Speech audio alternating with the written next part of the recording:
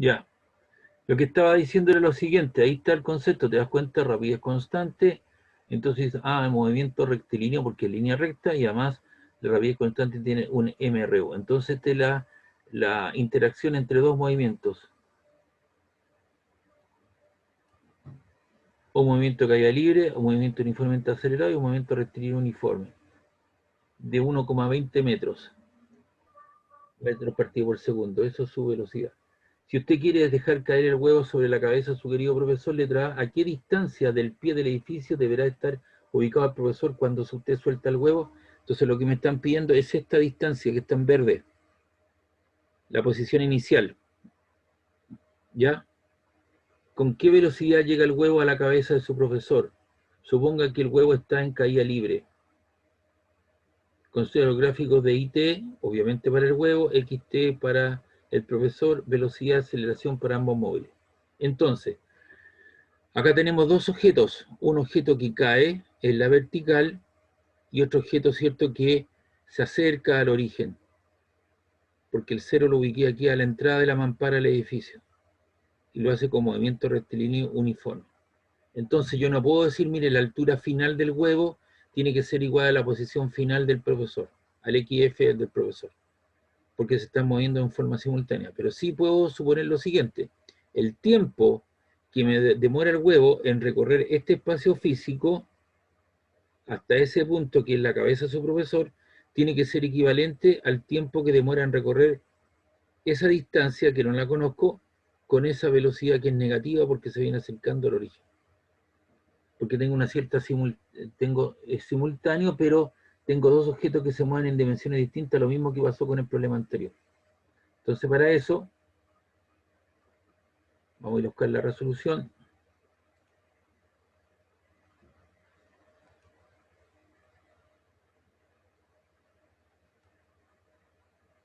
Y esto está aquí.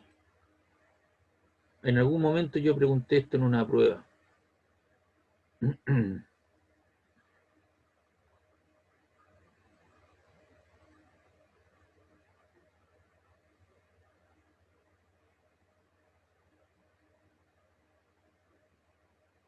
Aquí está.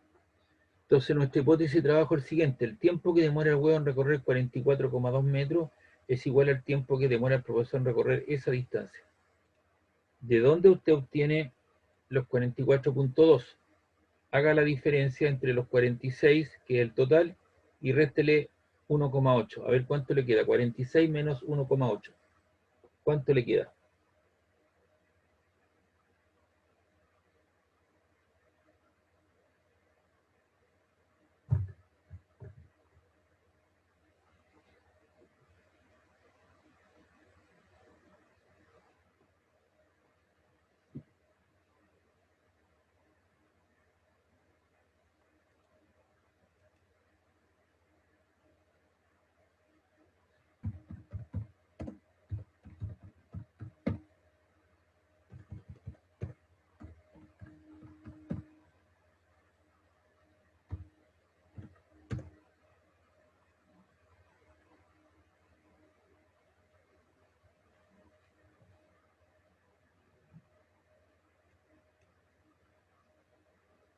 ¿Aló? ¿Están por ahí o no?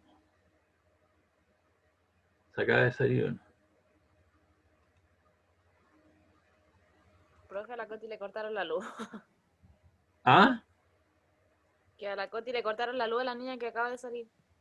¿A dónde? Ya. ¿Dónde vive ella? ¿Le cortaron la luz?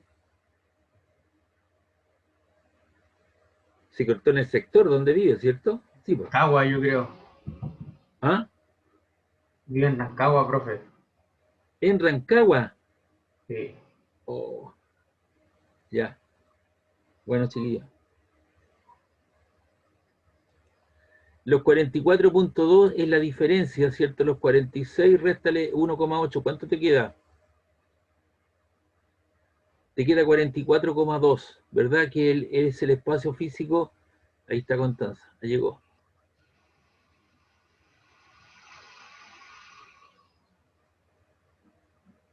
Ahí está. Y se vino volando, parece, sonó ahí. Si tú restas 46 menos 1,8, te queda 44,2, que es el tiempo que demora. Es igual al que el profesor recorre, ¿cierto?, esa distancia inicial. Entonces el huevo en caída libre, altura final igual a altura inicial más menos velocidad inicial por tiempo menos un medio de g por t cuadrado. Altura final 1,8, que es la distancia a la cual debe llegar. La altura inicial son 46, la velocidad inicial 0, menos 10 dividido en 2 te queda 5t cuadrado. Entonces te queda eso, 46, lo pasas hacia el otro lado con signo negativo, le restas el 1,8 y te queda menos 44,2. Y eso es igual a menos 5t cuadrado. Multiplicas todo por menos 1, divides, pasas el 5 dividiendo, haces la diferencia 8,84 segundo cuadrado, y le aplicas raíz. Al aplicarle raíz lo haces tanto a la izquierda como a la derecha. O sea que te queda 8,84 segundo cuadrado, y eso da lugar a 2,973 segundos. Ese tiempo tiene que ser el mismo tiempo que emplea el profesor en acercarse desde una cierta posición. El profesor tiene un movimiento rectilíneo uniforme, se acerca al origen, la ecuación de movimiento de esas características, posición final es la posición inicial que es nuestra incógnita, menos 1,2 por t, que es su velocidad, y es negativa porque se viene acercando al origen, pero el tiempo que demoraría en recorrer ese espacio físico es 2,973. Como tiene que llegar al 0, ¿cierto?, a la mampara, entonces te queda 0 igual a la posición inicial, la posición final debe ser 0 menos 1,2 por 2,973, y eso te queda menos 3,53, 56,76 metros, y eso pasa hacia el otro lado con signo positivo.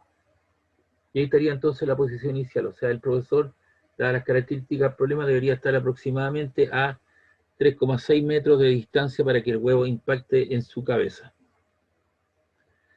¿Cuál sería la velocidad final del huevo? O sea, con que llegue a impactar a la cabeza, la velocidad inicial vale 0, menos 10 por el tiempo de caída, que son 2,973, y eso te queda menos 29,73 metros partido por segundo. ¿Y por qué negativa? Porque se viene acercando al origen. ¿Qué tipo de velocidad tiene el profesor? Siempre tiene 1,2, pues si es movimiento rectilíneo uniforme, que sea negativa porque se viene acercando al origen. Si ese profesor se aleja del origen, sería más 1,2. Y los gráficos que nos piden, aquí está el gráfico del profesor y el del huevo. El profesor, ¿cierto?, parte con 3,53 y comienza a acercarse a la mampara y demora un tiempo de 2,97 para que llegue a la mampara a 0. El huevo parte de más o menos de 46 metros, ¿cierto?, por ahí estará, y comienza, ¿cierto?, a acelerar con ese tipo de características.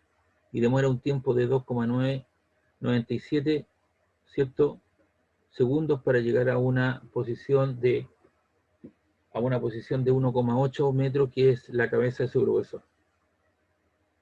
Aquí tiene usted la gráfica de velocidad-tiempo, tanto para el profesor como el huevo. El profesor lo hace siempre con velocidad constante, que es negativa, hasta 2,97 segundos. En cambio, el huevo parte de 0 y comienza a aumentar negativamente porque se viene acercando al origen, y le toma un tiempo de 2,97 segundos para alcanzar una velocidad final de menos 29,7 metros partido por segundo. La aceleración del profesor vale 0, y recuerda que la aceleración representa el cambio de la velocidad en el tiempo, y no hay cambio en este caso porque su velocidad es constante y por lo tanto su aceleración vale 0.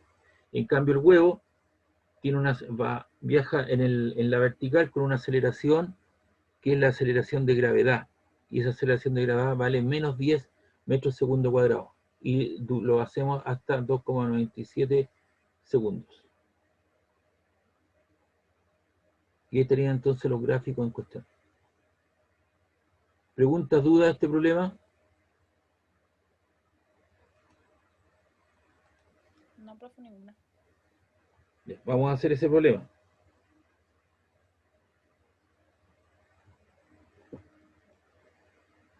Dice ahí un conductor que viaja a rapidez constante de 15 metros partido por segundo. ¿Qué tipo de movimiento tiene el automovilista? Si la rapidez es constante. Señorita Constanza. Rectilíneo uniforme. Rectilíneo uniforme, ¿cierto? Y ahora se aleja del origen, por lo tanto esa velocidad es positiva. Aquí voy a ubicar el 0, donde está, ¿cierto?, digamos, el indicador de la velocidad en cuestión.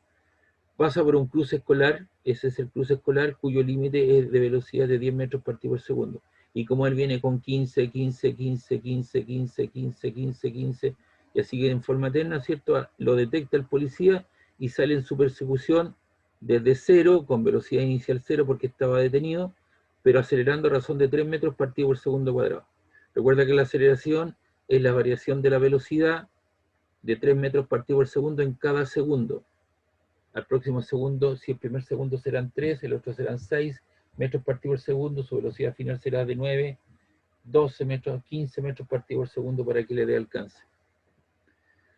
Entonces, en ese preciso momento, un oficial de policía en su motocicleta que está parado, está detenido, velocidad inicial 0 en el cruce, arranca para perseguir al infractor con aceleración constante de 3 metros partido por segundo cuadrado. ¿Cuánto tiempo pasa antes de que el auto del policía, lo cierto, alcance al infractor? ¿A qué rapidez va el policía en ese instante? ¿Qué distancia total habrá recorrido el vehículo hasta allí? Construye los gráficos de posición, velocidad y aceleración para ambos móviles.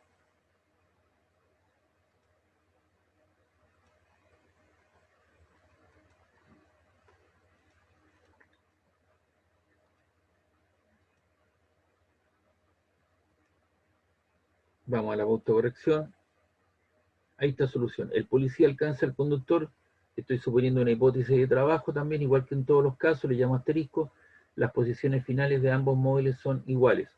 Pero eso muchas veces no es cierto porque puede suceder el caso siguiente, cuando tú estás en Playa Ancha, sales de la U y quieres tomar una micro hacia el interior, estás a una cierta distancia, tú corres detrás de la micro, pero el chofer te ve por el retrovisor y él acelera, ¿cierto? Entonces tú nunca vas a alcanzar el automóvil, vas a estar a una distancia mínima, pero nunca lo vas a alcanzar, por lo tanto la solución es vacía. ¿Y eso cómo se produce? Por ejemplo, se podría producir cuando, si yo quiero sacar un término cuadrático, la raíz de la cantidad subradical es negativa, es decir, no hay solución real, la persona o el alumno nunca va a alcanzar el amigo. Y esto también, es cierto, es una hipótesis de trabajo. ¿Quiénes me dan el resultado? Las ecuaciones.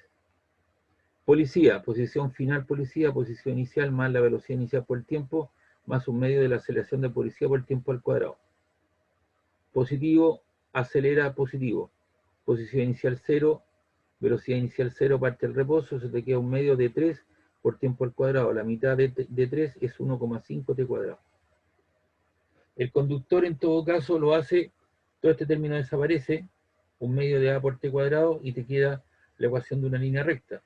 Posición final del conductor en la posición inicial del conductor que vale 0, su velocidad positiva 15 por t, y aquí te queda la aceleración 0, así que 0 por algo desaparece, así que te queda 15t. Entonces tienes la ecuación de movimiento para el policía y para el conductor. Entonces reemplazando en asterisco, que es lo que es asterisco esta ecuación, igualo. La posición final del policía es 1,5 t cuadrado, y esto es igual a la posición final del conductor, ¿cierto? Es igual a 15 por t. Y aquí la gente se marea un poco, pasa eso para allá, le da la forma cuadrática. No, simplifique el tiempo a ambos costados. Aquí tiene t y aquí tiene t por t. Entonces le queda un solo tiempo. Entonces te queda 1,5 t y eso te queda 15. Despeja el tiempo, 15 partido por 1,5 que está multiplicando, pasa dividiendo y eso te queda 10 segundos. Es decir, el policía alcanza el automóvil a los 10 segundos. Y en ese momento, la velocidad final del policía es la inicial más la aceleración por el tiempo. Parte el reposo, velocidad inicial, y la aceleración vale 3 por 3 metros partido por segundo cuadrado, por el tiempo de 10 segundos te queda 30 metros partido por segundo. ¿Cuánto es la velocidad final del conductor cuando lo alcanza el policía?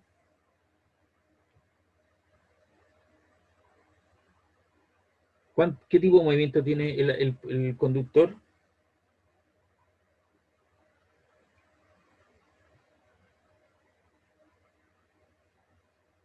¿Qué tipo de movimiento tiene el conductor? Un movimiento rectilíneo uniforme. ¿Cómo se mantiene su velocidad? Constante. Por lo tanto, cuando el policía lo alcanza, su velocidad es la misma que él ha tenido durante todo el trayecto. Aquí venía con 15, 15, 15, 15, 15, 15, 15, 15 y sigue con 15. Y cuando el policía lo alcanza, la velocidad final es de 15 metros partido por segundo y este ha aumentado, ha acelerado a cierta razón para alcanzarlo. Entonces digo para t igual a 10 segundos, que es el tiempo de encuentro, tengo que la posición final del policía es 1,5 por t, ahí está, al cuadrado, y al cuadrado son 100 por 1,5, te queda 150 metros. Y para el conductor te queda 15 por t, 15 por 10, 150 metros. Entonces, los tipos se encuentran cuando están a 150 metros del origen. Y aquí están las gráficas, tanto del policía como el conductor. El tipo parte del origen, ¿cierto? Desde el letrero de marcador ahí de la infracción y acelera a razón de tanto. Y ese comportamiento es una hoja de una parábola porque tengo un modelo cuadrático, 1,5 t cuadrado, ¿ya? Y parte, ¿cierto?, alejándose del origen, acelerando en cuestión. En cambio, el automovilista parte desde el origen, ¿cierto? Y mantiene su velocidad constante y va aumentando de esas características. La aceleración para él vale 0, ¿ya? Y tengo una línea recta, entonces obviamente se comienza a alejar como 15 por t. ¿Ya? Porque esa es la línea de movimiento, ¿eh? Para el automovilista vale 15 por t. El gráfico velocidad-tiempo, la velocidad comienza a aumentar desde 0 y comienza a aumentar, ¿cierto? En forma lineal hacia arriba, acelera a razón de tanto. En cambio, el conductor, su velocidad se mantiene constante, 15, 15, 15, 15, 15, 15, 15, 15, 15, 15. Y lo dibujo para los primeros 10 segundos, se mantiene constante. La aceleración por el policía es de 3 metros sobre segundo cuadrado, 3, 3, 3, 3, 3, 3, 3, 3, 3, 3, 3, 3, hasta que lo alcanza. Y la aceleración del conductor vale 0 porque su velocidad es constante. Preguntas, dudas, consultas.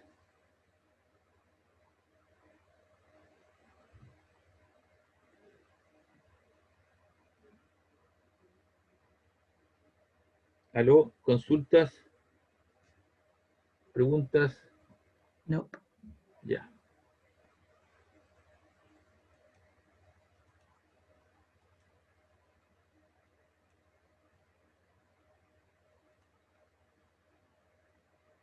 Este problema lo habíamos hecho, ¿no?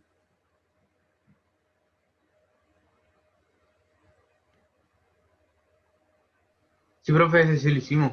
Ya, perfecto. Ese también. También. Bueno, aquí hay un tiempo t y t menos 2 segundos hay un desfase de tipo temporal. Y ahí está la resolución que entrega el texto. Yo lo hice aquí en forma paralela, así que lo puedes ver cualquiera de las dos. Bien, con esto entonces yo cierro esta etapa de lo que es movimiento uniforme rectilíneo, movimiento uniformemente acelerado, caída libre, movimiento uniformemente retardado, desacelerado, la construcción de las gráficas, etcétera, etcétera. Los otros problemas los pueden ver ustedes como trabajo de estudio particular o trabajo para la casa. Guardamos.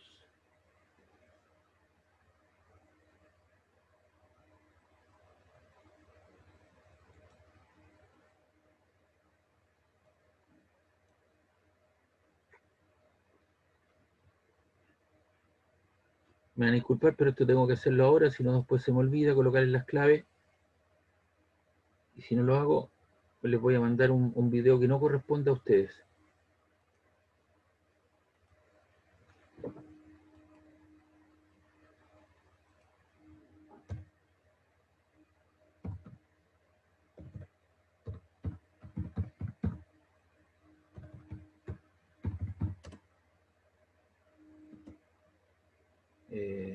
Cero.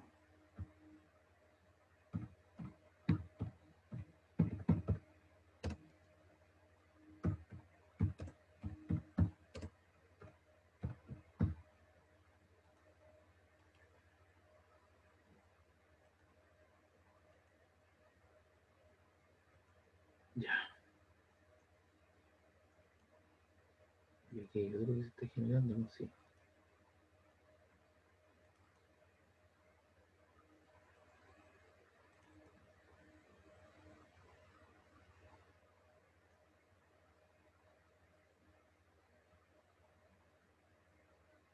Bien, hasta el momento, ¿cierto? Lo que hemos definido, lo que es el concepto de movimiento, Luego vimos lo que era el vector de posición, dijimos que para que un cuerpo se mueva tengo que definir un cero, de ahí salieron dos conceptos, ¿cierto?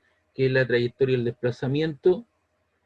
Y una vez conocido esas primeras situaciones, evaluamos, ¿cierto?, lo que era la velocidad, ¿cierto? La velocidad media, la velocidad instantánea, igual cosa la rapidez y la rapidez instantánea, vimos la forma gráfica donde se encontraban, y una vez que tuvimos todos esos parámetros internalizados, vimos los tipos de movimiento que tiene la partícula. El primero caso, ¿cierto?, es el movimiento horizontal, con movimiento rectilíneo uniforme. Luego vimos también los movimientos horizontales, pero con cambio de velocidad en el tiempo, lo cual da lugar a movimientos acelerados y desacelerados o retardados. Luego vimos, ¿cierto?, el movimiento en la vertical, que era un movimiento bajo la presencia de la aceleración de gravedad, 10, donde la aceleración A en todas mis ecuaciones se cambia por menos 10, menos g, y la velocidad puede ser positiva o negativa si tengo un lanzamiento vertical hacia arriba o un lanzamiento vertical hacia abajo, o también puede ser una caída libre en el caso de tener una velocidad inicial cero. Y ahí se vieron ciertas ecuaciones, como son las tradicionales, más dos ecuaciones de tiempo máximo y altura máxima. Ahora la partícula, ¿cierto?, la vamos a desplazar en un plano de estas características para que escriba, ¿cierto?, y le llamemos un movimiento de tipo parabólico. Ahí sí. Entonces, el movimiento uniformemente acelerado o parabólico es un movimiento que resulta de la unión o superposición de dos movimientos.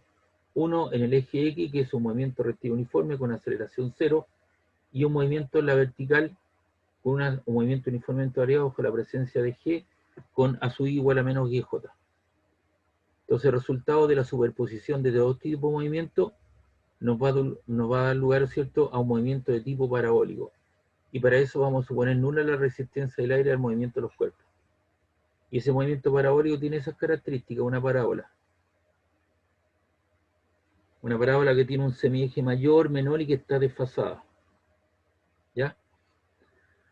Entonces, si tú echas en una juguera, así como cuando yo quiero prepararme un jugo, echo plátano, naranja y otras cosas más, y de eso surge algo, aquí también, en esa juguera tú echas un movimiento rectilíneo uniforme en el eje X, más un movimiento acelerado en la vertical, con una aceleración G, tú revuelves eso y aparece lo que es un movimiento de tipo parabólico. Entonces, ¿qué es lo que se hace aquí? Tenemos el eje X horizontal y este cuerpo se lanza con una cierta velocidad inicial, generando un ángulo inicial, ¿cierto?, teta sub i. Entonces, con eso nosotros la resultado aparecen dos componentes de la velocidad. Una, la componente inicial b sub 0x, que es b0 coseno alfa, coseno teta, ¿ya?, adyacente. Y la otra, ¿cierto?, la b sub 0i, que vale b sub 0 seno de alfa. Y esas son las componentes de la velocidad de salida. Tú le das la velocidad y le das el ángulo de tiro. ¿Qué es lo que hace la gente que juega con los morteros y con todo ese tipo de cosas? Los soldados, ¿cierto?, etcétera, etcétera. Entonces, con eso podemos calcular las componentes de la velocidad en función del parámetro tiempo.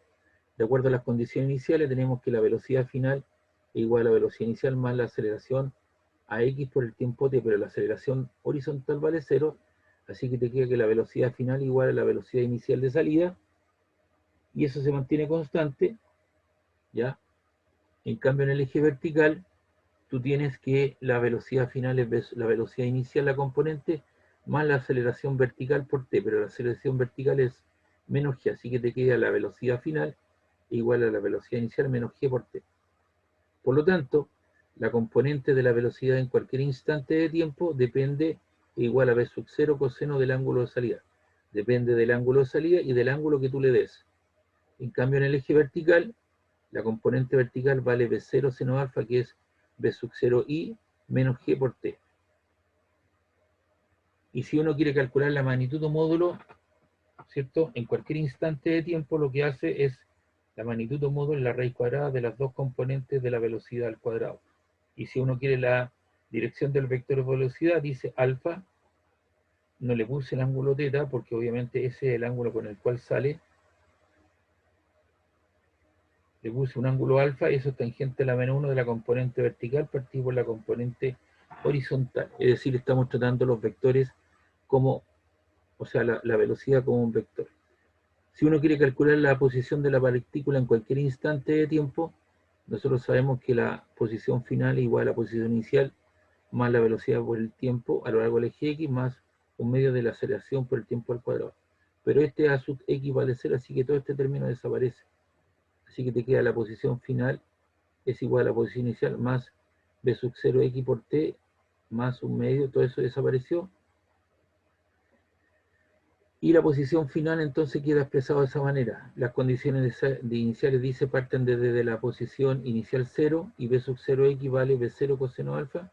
Por lo tanto, la posición de la partícula en cualquier instante de tiempo depende de la velocidad de salida, del ángulo de salida en función del parámetro tiempo. Y esa ecuación le voy a llamar asterisco. Entonces esa ecuación te permite calcular la posición de la partícula en cualquier instante de tiempo. Y en el eje vertical, altura final igual a altura inicial, más la velocidad inicial por tiempo, más un medio de la aceleración por tiempo al cuadrado.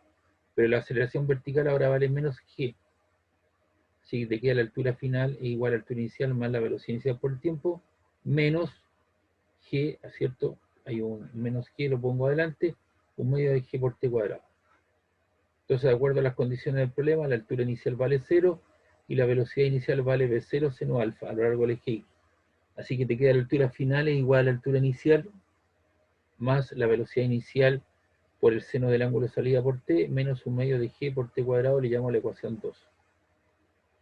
Y eso te permite calcular la posición vertical en cualquier instante de tiempo, y esto te permite calcular la posición de la partícula en cualquier tiempo, pero en el eje horizontal proyectado. Entonces hay una ecuación que se llama, yo ambiciosamente al inicio le llamé movimiento parabólico.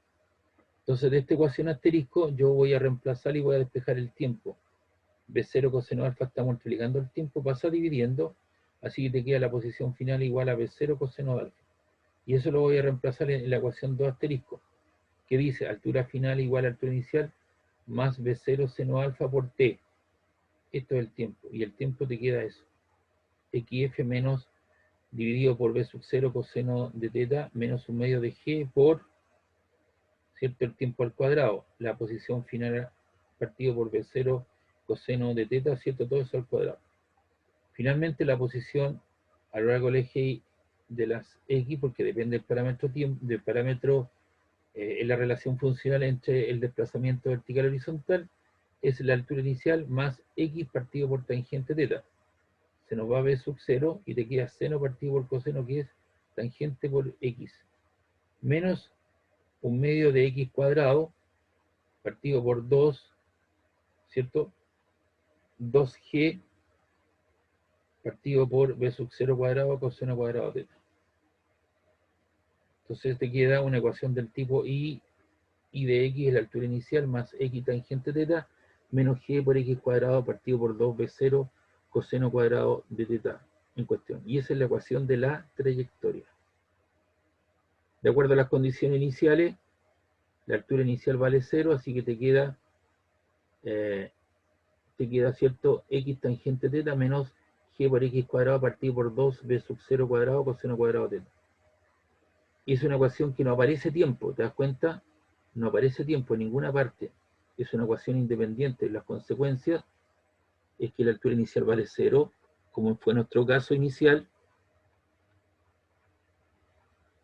porque parte desde 0, 0, 0.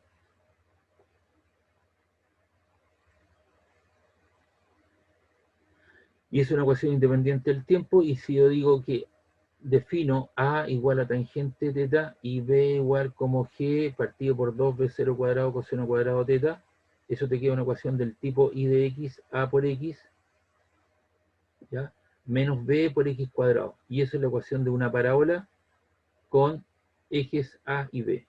Por eso fue ambicioso nuestra réplica, ¿cierto?, nuestro nombre que le dimos, pero ahora ya lo podemos trabajar tranquilo porque la ecuación del movimiento representa una ecuación paramétrica del tipo AX cuadrado menos BX cuadrado, donde A y B son los ejes mayor y menor de una parábola que está desfasada e invertida y que corresponde a una ecuación en esos términos, independiente del tiempo.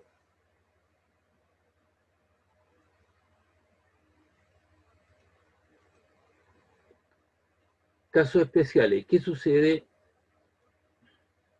si la partícula en el caso de tener un problema de carácter simétrico, es decir, sale de este punto, alcanza su punto de máxima altura y llega al otro extremo. Y esa distancia le llamamos el alcance horizontal máximo. Entonces lo que sucede aquí es lo mismo que sucede aquí al llegar abajo. Si de aquí a acá demora 2 segundos, de aquí demora otros 2 segundos, que ese sería el tiempo máximo. Y el tiempo de vuelo sería 2 más 2, 4 segundos. Si aquí sale con un ángulo de 30 grados, aquí te llega al otro extremo con un ángulo de menos 30 grados. El problema es simétrico. Entonces ahí se verifican algunas situaciones como son el tiempo máximo,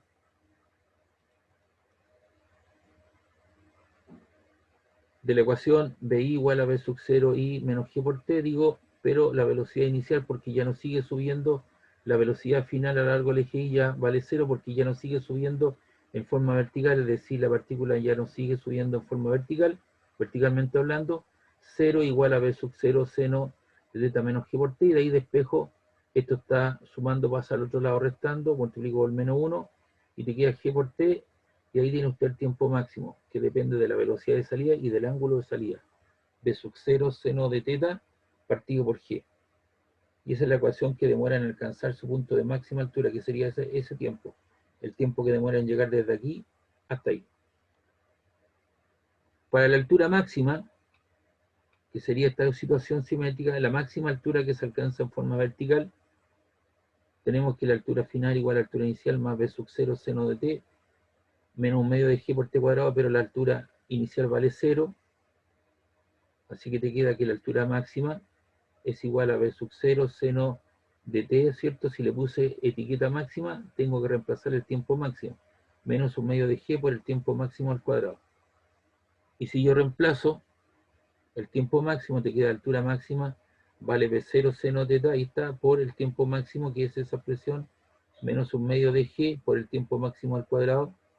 Entonces la altura máxima te queda B0 por B0, te queda B sub 0 cuadrado, seno por seno te queda seno cuadrado de teta partido por G, menos un medio de B0 cuadrado, seno cuadrado teta partido por G. Aquí tienes 2 medios menos un medio, porque es el mismo término, un medio, aquí amplifico por 2 medios, un medio menos un medio te queda un medio, B0 cuadrado, seno cuadrado teta partido por 2G, y eso corresponde a la altura máxima. Para el alcance horizontal máximo, que es la máxima distancia que se alcanza en forma horizontal, que es esta distancia, porque el problema mío es simétrico, tomo la ecuación, le vamos a llamar R es alcance horizontal máximo, tomo la ecuación a lo largo del eje X, XF igual a X a B0 coseno de teta por T, entonces le llamo R igual a B0, que es esto, B0 coseno de teta por el tiempo máximo, donde el tiempo máximo es el tiempo de vuelo es 2 veces el tiempo máximo. El tiempo de vuelo es el tiempo total. El tiempo que está en el aire. Todo ese tiempo. Y el tiempo máximo es la mitad. O sea que el tiempo de vuelo es un medio, es eso que está ahí, más eso que está acá. Entonces te queda B0 coseno teta por el tiempo de vuelo, 2 veces el tiempo máximo, ¿cierto? Y eso te queda, el 2 lo anticipo adelante, 2B0 coseno teta por el tiempo máximo. Y te queda 2B0 coseno teta, y el tiempo máximo vale B0 seno teta partido por G. 2B0 por B0, B0 cuadrado, y te queda seno teta por coseno teta partido por G. Y ahí reformulo R igual a B sub 0 cuadrado, y te queda 2 seno teta por coseno teta partido por G, pero 2 seno teta coseno teta es igual al seno del ángulo doble, B sub 0 cuadrado partido por el seno del ángulo doble partido por G. Entonces esa ecuación del alcance horizontal máximo, la altura máxima y el tiempo máximo solamente se ocupan en el caso de tener un problema simétrico. Si hay una diferencia de altura, tiene que ocupar las ecuaciones tradicionales. Y aquí les puse alguna observación. Seno cuadrado de teta es lo mismo que seno de teta al cuadrado. Seno del ángulo doble es 2 seno teta coseno teta. Seno de menos teta igual a menos seno teta. Es una función impar. Ojo con eso porque los ángulos que están bajo la horizontal son ángulos negativos. El coseno de menos teta igual a coseno teta es una función par. Si la partícula sale en forma horizontal, el ángulo de salida es recto y sale 0 grados. coseno de 0 vale 1, seno de 0 vale 0. Y acá les puse un link de una cierta simulación en el HPT Colorado Edu para que ustedes trabajen, ¿no es cierto?, esa situación. ¿Alguna consulta, pregunta, duda? Entonces tenemos todas las ecuaciones para poder trabajar y la próxima clase vamos a hacer ejercicio de aplicación de estas unidades.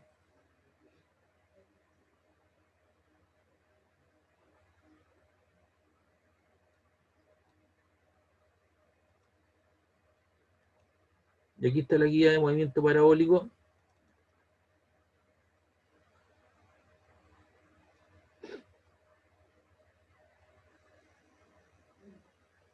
Aquí tenemos algunas situaciones donde tenemos ejercicios para poder resolver.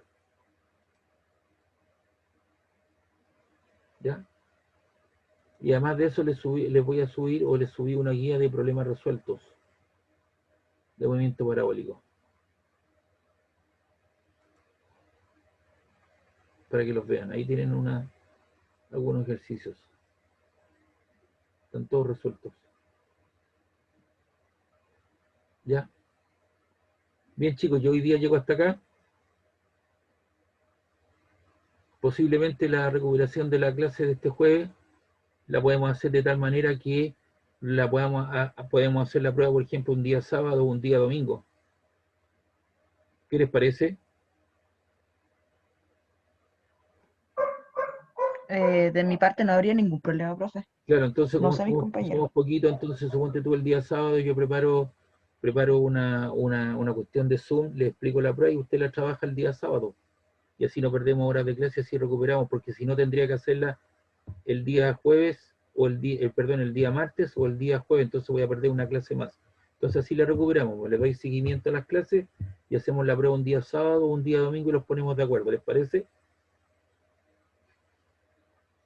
Y como va a ser, Profe, ningún problema. claro, como ahí les puedo dar unas 4 o 5 horas para que hagan la prueba. O si la hacemos el día sábado, le digo ya, el día sábado, suponte tú, nos juntamos a las 5 de la tarde en una clase Zoom, estaré unos 15 minutos, les explico cómo hacer la prueba y les digo, entréguenmela el día domingo a las 12 del día. Sí, me parece justo. Así que eso nos ponemos de acuerdo, eso hay que irlo pensando y los vemos esta próxima semana no tenemos clase. La subsiguiente. La subsiguiente los vemos y ahí vamos a fijar la fecha de la prueba y todo el asunto, ¿ya?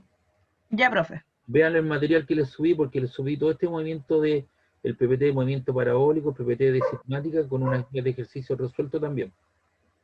¿Ya? Chao, que estén bien, dile al amigo que se meta al sistema.